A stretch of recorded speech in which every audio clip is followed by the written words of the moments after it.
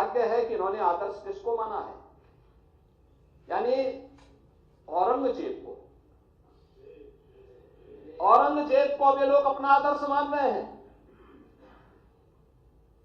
औरंगजेब का पिता शाहजहां अपनी जीवनी में लिखता है, अपनी आत्मकथा में लिखता है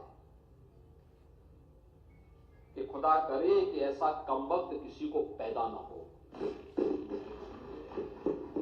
उसने आगरा के किले में अपने बाप को कैद करके रखा, एक एक बूंद पानी के लिए तरसाया। और अगर इनको औरंगजेब पर गौरव की अनुभूति होती है तो ये लोग कम से कम पटना की खुदाबख्त लाइब्रेरी में जाकर के एक बार शाहजहां की ही जीवनी को पढ़ लें, देख लें, उसकी पीड़ा को देखें। हां, जिनका आचरण औरंगजेब जैसा है वे लोग औरंगजेब पर गौरव की अनुभूति करें, लेकिन भारत को कम से कम इस पर न करें। और समाजवादी पार्टी को इसका जवाब देना चाहिए। भारत की आस्था पर प्रहार करने वाला दुर्दांत, धर्मान, क्रूर शासक, उसको समाजवादी पार्टी आदर्श मानती है।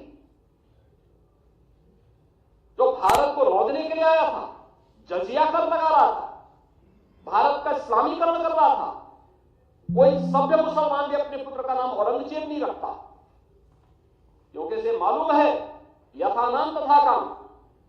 अगर ऐसा नाम रखेंगे तो फिर एक एक बूंद पानी के लिए तरसना पड़ेगा। और शाहजहां ने भी अपनी जीवनी में लिखा है, उन्होंने कहा है कि औरंगजेब को कोसते हुए उसने लिखा कि तुमसे अच्छा तो ये हिंदू है जो जीते जी तो अपने बुजुर्ग मां बाप की सेवा करता है, मरने के बाद श्राद्ध तर्पण के माध्यम से वर्ष में एक बार उन्हें जल देता है। तुम तो मुझे एक एक बूंद पानी के लिए तरसाती हो।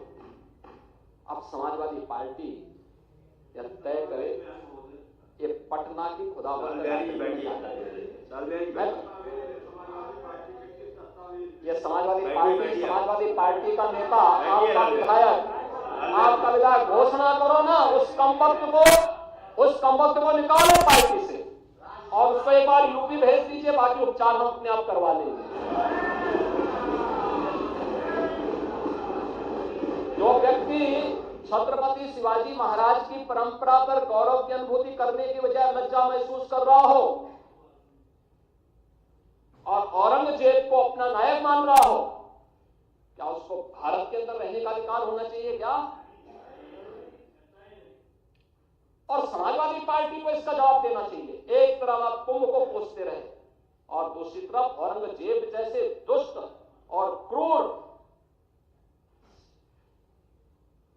धर्मान मंदिरों को तोड़ने वाले व्यक्ति को, भारत की आस्था को निर्ममता के साथ रौंदने का कार्य करने वाले व्यक्ति को महिमामंडन करते हो। आखिर कौन सी नस ऐसी आपकी दबी हुई है कि आप लोग अपने उस व्यक्ति पर, उस विधायक पर नियंत्रण नहीं कर पा रहे हैं? और इसीलिए मैं कहना चाहता हूं कि खंडन क्यों नहीं समाजवादी पार्टी है, समाजवादी पार्टी खंडन करे इसका। समाजवादी पार्टी को इसका खंडन करना चाहिए। समाजवादी पार्टी को इसका खंडन करना चाहिए और समाजवादी पार्टी को इसको बाहर निकाल देना बाहर, या यहां बुलवाइए सम्मेलन में।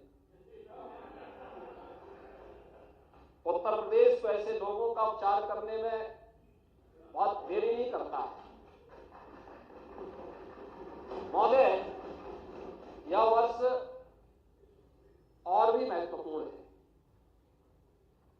बाबा साहब भीमराव अंबेडकर ने जिस संविधान के शिल्पी बनकर के भारत को एक संविधान दिया,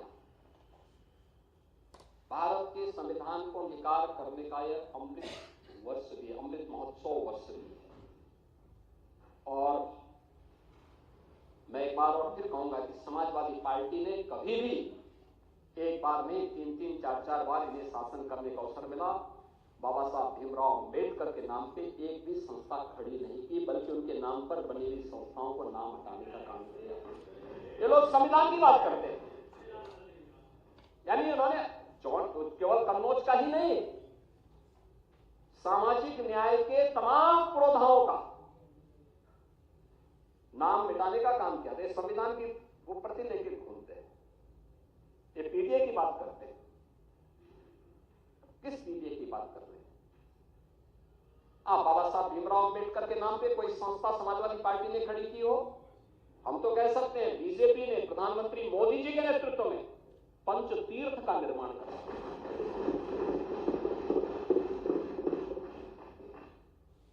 लखनऊ में डबल इंजन की ये भाजपा की सरकार बाबा साहब भीमराव अंबेडकर का अंतर्राष्ट्रीय स्मारक और सांस्कृतिक केंद्र का निर्माण कर रही है।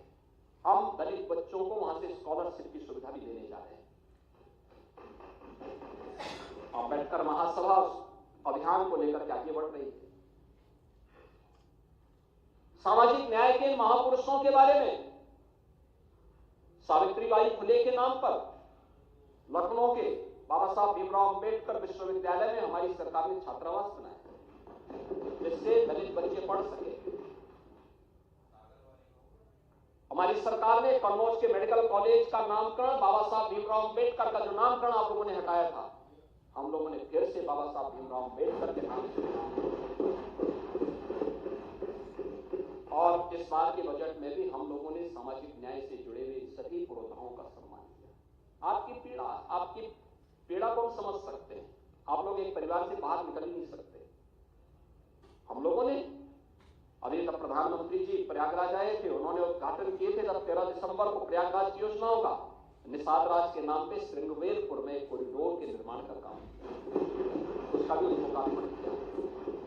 हजारों वर्षों की विरासत। आप पीडीए की बात करते हैं, क्या निषाद पीडीए का पार्ट नहीं था? ये कॉरिडोर क्यों नहीं बन पाया? आप लोग तो उस पर कब्जा करवा रहे हैं। श्रावस्ती में और बहराइच में महाराज सुहेलदेव के नाम पर विजय स्मारक ये लोग नहीं बनने देते थे, हमारी सरकार ने बना करके तैयार किया। हमारी सरकार ने बनाया, भव्य स्मारक बनकर के तैयार हो चुका है। वाराणसी में संत रविदास मन चंगा तो कटौती में गंगा। आप सोचिए, खीर गोवर्धन जो उनकी पावन जन्मभूमि है, उस पावन जन्मभूमि में कॉरिडोर का निर्माण हो, संत रविदास जी की भव्य प्रतिमा लगे, समाजवादी पार्टी ने हमेशा उसमें ब्रेकर खड़े किए, नहीं बनने दिया। और हमारी सरकार है डबल इंजन की सरकार, प्रधानमंत्री मोदी जी के नेतृत्व में कितना भव्य स्वरूप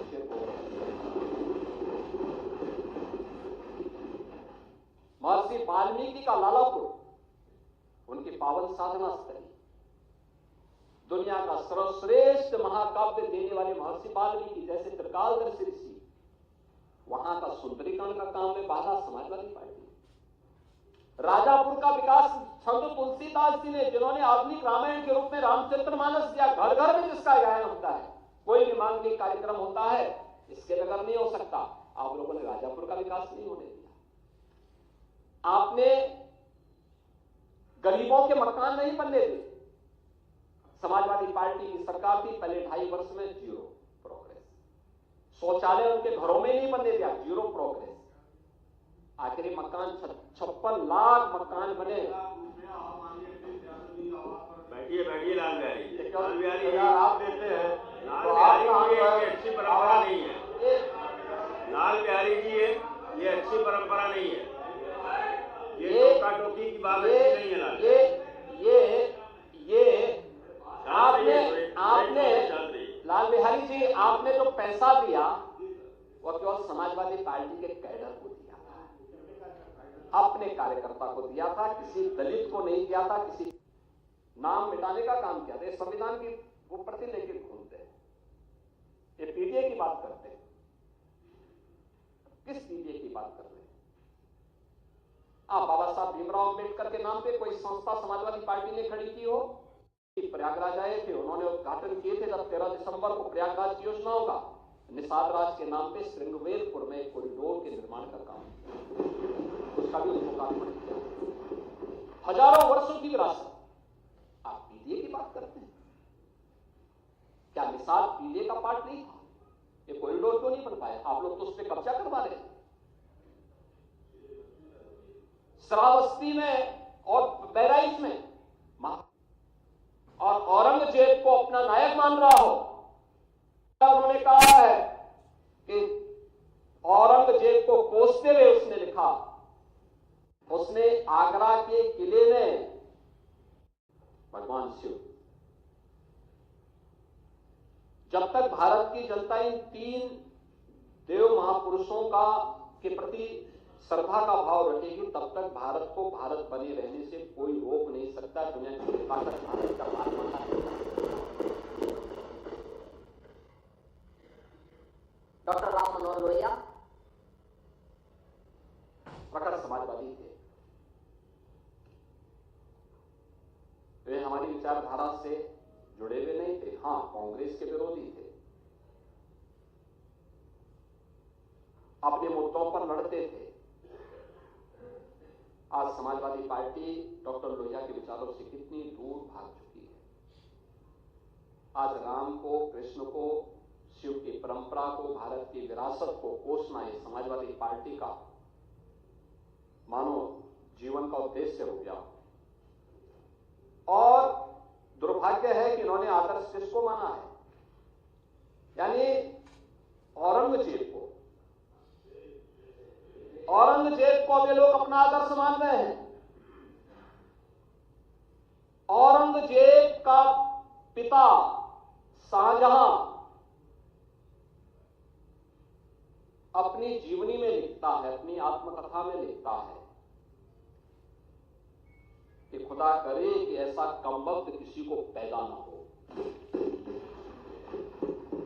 उसने आगरा के किले में अपने बाप को कैद करके रखा, एक एक बूंद पानी के लिए तरसाया। और अगर इनको औरंगजेब पर गौरव की अनुभूति होती है तो ये लोग कम से कम पटना की खुदाबंद लाइब्रेरी में जाकर के एक बार शाहजहां की ही जीवनी को पढ़ ले, देख ले, उसकी पीड़ा को देखें। हां, जिनका आचरण औरंगजेब जैसा है वे लोग औरंगजेब पर गौरव की अनुभूति करें, लेकिन भारत को कम से कम इस पर न करें। और समाजवादी पार्टी को इसका जवाब देना चाहिए। भारत की आस्था पर प्रहार करने वाला दुर्दांत, धर्मांध, क्रूर शासक, उसको समाजवादी पार्टी आदर्श मानती है। जो भारत को रौंदने के लिए आया था, जजिया कर लगा रहा था, भारत का इस्लामीकरण कर रहा था। कोई सभ्य मुसलमान भी अपने पुत्र का नाम औरंगजेब नहीं रखता, क्योंकि इसे मालूम है यथा नाम तथा काम। अगर ऐसा नाम रखेंगे तो फिर एक एक बूंद पानी के लिए तरसना पड़ेगा। और शाहजहां ने भी अपनी जीवनी में लिखा है, उन्होंने कहा है कि औरंगजेब को कोसते हुए उसने लिखा कि तुमसे अच्छा तो ये हिंदू है जो जीते जी तो अपने बुजुर्ग मां बाप की सेवा करता है, मरने के बाद श्राद्ध तर्पण के माध्यम से वर्ष में एक बार उन्हें जल देता है। तुम तो मुझे एक एक बूंद पानी के लिए तरसा दी हो। अब समाजवादी पार्टी यह तय करे ये पटना की खुदाबंद ये समाजवादी पार्टी का नेता, आपका विधायक घोषणा करो ना, उस कमबख्त को निकालो पार्टी से और उसको एक बार यूपी भेज दीजिए, बाकी उपचार हम अपने आप करवा लेंगे। जो व्यक्ति छत्रपति शिवाजी महाराज की परंपरा पर गौरव की अनुभूति करने की बजाय लज्जा महसूस कर रहा हो और औरंगजेब को अपना नायक मान रहा हो, क्या उसको भारत के अंदर रहने का अधिकार होना चाहिए क्या? और समाजवादी पार्टी को इसका जवाब देना चाहिए। एक तरफ आप कुंभ को कोसते रहे और दूसरी तरफ औरंगजेब जैसे दुष्ट और क्रूर, धर्मांध, मंदिरों को तोड़ने वाले व्यक्ति को, भारत की आस्था को निर्ममता के साथ रौंदने का कार्य करने वाले व्यक्ति को महिमामंडन करते हो। आखिर कौन सी नस ऐसी आपकी दबी हुई है कि आप लोग अपने उस व्यक्ति पर, उस विधायक पर नियंत्रण नहीं कर पा रहे हैं? और इसीलिए मैं कहना चाहता हूं कि खंडन क्यों नहीं समाजवादी पार्टी है, समाजवादी पार्टी खंडन करे इसका। लाल बिहारी जी सुनिए, समाजवादी पार्टी को इसका खंडन करना चाहिए। समाजवादी पार्टी को इसका खंडन करना चाहिए और समाजवादी पार्टी को इसको बाहर निकाल देना चाहिए, बाहर, या यहां बुलवाइए सम्मेलन में। उत्तर प्रदेश तो ऐसे लोगों का उपचार करने में बहुत देरी नहीं करता है। महोदय, यह वर्ष और भी महत्वपूर्ण है। बाबा साहब भीमराव अंबेडकर ने जिस संविधान के शिल्पी बनकर के भारत को एक संविधान दिया, भारत के संविधान को अंगीकार करने का यह अमृत वर्ष भी, अमृत महोत्सव वर्ष भी है। और मैं एक बार और फिर कहूंगा कि समाजवादी पार्टी ने कभी भी एक बार नहीं, 3-3, 4-4 बार इन्हें शासन करने का अवसर मिला, बाबा साहब भीमराव अंबेडकर के नाम पे एक भी संस्था खड़ी नहीं की, बल्कि उनके नाम पर बनी हुई संस्थाओं को नाम हटाने का काम किया। ये लोग संविधान की बात करते हैं, यानी उन्होंने केवल कन्नौज का ही नहीं, सामाजिक न्याय के तमाम पुरोधाओं का नाम मिटाने का काम किया। तो संविधान की वो प्रति लेकर घूमते हैं, ये पीडीए की बात करते हैं। किस पीडीए की बात कर रहे हैं आप? बाबा साहब भीमराव अंबेडकर के नाम पे कोई संस्था समाजवादी पार्टी ने खड़ी की हो? हम तो कह सकते हैं बीजेपी ने प्रधानमंत्री मोदी जी के नेतृत्व में पंचतीर्थ का निर्माण करा।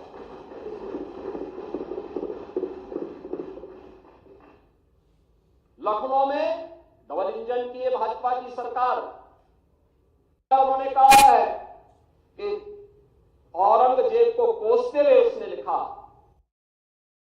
हमें लिखता है कि खुदा करे कि ऐसा कमबख्त किसी को पैदा ना हो। उसने आगरा के किले में अपने बाप को कैद करके रखा, एक एक बूंद पानी के लिए तरसाया। और अगर इनको औरंगजेब पर गौरव की अनुभूति होती है तो ये लोग कम से कम पटना की खुदाबख्त लाइब्रेरी में जाकर के एक बार, ये लोग कम से कम पटना की खुदाबख्त लाइब्रेरी में जाकर के एक बार शाहजहां की ही जीवनी को पढ़ ले, देख ले, उसकी पीड़ा को देखें। हाँ, जिनका आचरण औरंगजेब जैसा है वे लोग औरंगजेब पर गौरव की अनुभूति करें, लेकिन भारत को कम से कम इस पर न करें। और समाजवादी पार्टी को इसका जवाब देना चाहिए। भारत की आस्था पर प्रहार करने वाला दुर्दांत, धर्मांध, क्रूर शासक, उसको समाजवादी पार्टी आदर्श मानती है। जो भारत को रौंदने के लिए आया था, जजिया कर लगा रहा था, भारत का इस्लामीकरण कर रहा था, कोई सभ्य मुसलमान भी अपने पुत्र का नाम औरंगजेब नहीं रखता, क्योंकि इसे मालूम है यथा नाम तथा काम। अगर ऐसा नाम रखेंगे तो फिर एक एक बूंद पानी के लिए तरसना पड़ेगा। और शाहजहां ने भी अपनी जीवनी में लिखा है, उन्होंने कहा है कि औरंगजेब को कोसते हुए उसने लिखा कि तुमसे अच्छा तो ये हिंदू है जो जीते जी तो अपने बुजुर्ग मां बाप की सेवा करता है, मरने के बाद श्राद्ध तर्पण के माध्यम से वर्ष में एक बार उन्हें जल देता है। तुम तो मुझे एक एक बूंद पानी के लिए तरसाती हो। अब समाजवादी पार्टी यह तय करे कि पटना की खुदाबंद ये समाजवादी पार्टी का नेता, आपका विधायक घोषणा करो ना, उस कमबख्त को निकालो पार्टी से। और उसको एक बार यूपी भेज दीजिए, बाकी उपचार हम अपने आप करवा लेंगे। जो व्यक्ति छत्रपति शिवाजी महाराज की परंपरा पर गौरव की अनुभूति करने की बजाय लज्जा महसूस कर रहा हो और औरंगजेब को अपना नायक मान रहा हो, क्या उसको भारत के अंदर रहने का अधिकार होना चाहिए क्या? और समाजवादी पार्टी को इसका जवाब देना चाहिए। एक तरफ आप कुंभ को पूछते रहे और दूसरी तरफ औरंगजेब जैसे दुष्ट और क्रूर धर्मान मंदिरों को तोड़ने वाले व्यक्ति को, भारत की आस्था को निर्ममता के साथ रौंदने का कार्य करने वाले व्यक्ति को महिमामंडन करते हो। आखिर कौन सी नस ऐसी आपकी दबी हुई है कि आप लोग अपने उस व्यक्ति पर, उस विधायक पर नियंत्रण नहीं कर पा रहे हैं? और इसीलिए मैं कहना चाहता हूं कि खंडन क्यों नहीं समाजवादी पार्टी है? समाजवादी पार्टी खंडन करे इसका। समाजवादी पार्टी को इसका खंडन करना चाहिए। समाजवादी पार्टी को इसका खंडन करना चाहिए और समाजवादी पार्टी को उसको बाहर निकाल देना चाहिए, बाहर, या यहां बुलवाइए सम्मेलन में। उत्तर प्रदेश तो ऐसे लोगों का उपचार करने में बहुत देरी नहीं करता है। महोदय, यह वर्ष और भी महत्वपूर्ण है। बाबा साहब भीमराव अंबेडकर ने जिस संविधान के शिल्पी बनकर के भारत को एक संविधान दिया, भारत के संविधान को अंगीकार करने का यह अमृत वर्ष भी, अमृत महोत्सव वर्ष भी है। और मैं एक बार और फिर कहूंगा कि समाजवादी पार्टी ने कभी भी एक बार नहीं, 3-3, 4-4 बार इन्हें शासन करने का अवसर मिला, बाबा साहब भीमराव अंबेडकर के नाम पे एक भी संस्था खड़ी नहीं की, बल्कि उनके नाम पर बनी हुई संस्थाओं को नाम हटाने का काम किया। ये लोग संविधान की बात करते हैं, यानी उन्होंने केवल कन्नौज का ही नहीं, सामाजिक न्याय के तमाम पुरोधाओं का नाम मिटाने का काम